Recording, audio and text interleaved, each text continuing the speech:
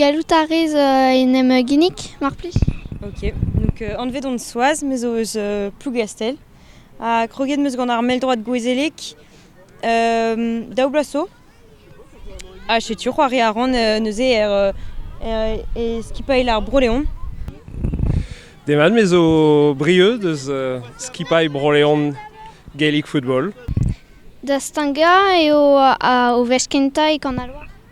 Ya, ar veskenta eo din mon e kan al loar.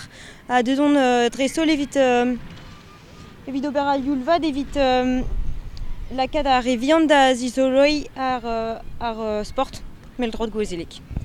Ket a bawe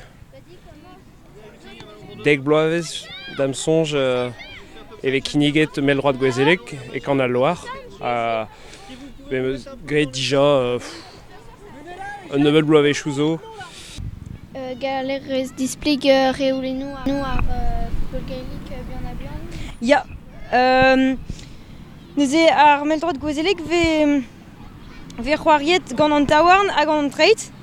Neuze ar pezo gret pa ve redet. Ar gur on eus ober pevar paz nemeken, a var l'er rede. Eo rede lakad ar boloten da gweza var a leur, ober un dribble, pe ober ar solo. Hag a zo lakad ar voloten da vont var an troat a distrai en taouarn.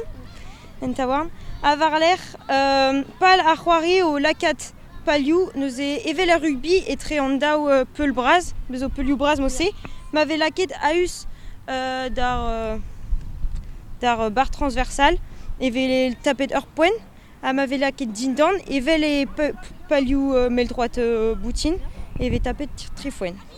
A gret ve eskemou gant an daouarn. Pet den a zo e barzer strolad. Neuze dipan a ra, amañ e broleon gret ve gant naou den er skipail evit peogwir non eus ket skipailioù braz a war evit ober da trizek pe da pemzek. Neuze gret ve da naou pe eunek, dipan a ra. C'hoari ve da naou pe eunek. E broi werzon, on eus pemzek den evit barz pep skipailh, et a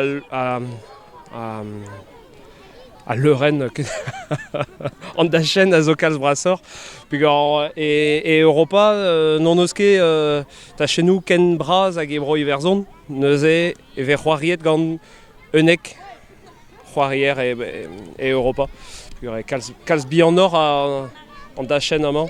Il y avait une pliget da chenou rugby, meldroad, à tout, mais nebeut klebou, o deus un da chen braz evel e broi werzon, e roazon, e naonet bremañ dam sonj, mais bon, per liesa evek avet ta chenou bihan, neuze eunek den. A pet amzer e pad ur match. Dipan a ra ive, neuze galout a ra beza un an terreur gant ur mitan e kreiz, neuze pemzemug minuten, ur mitan pemzemug minuten, me dipan a ra da garver an niver ar sportourian a zo o c'hoari, a dud a zo o c'hoari enfin, pa da c'hoari. Ouais, dipan a ra, ma ze evit krogadou meret pe krogadou potret, ar e potret a zo iror. Mais drevraz e ve c'hoariet e tre gond minuten.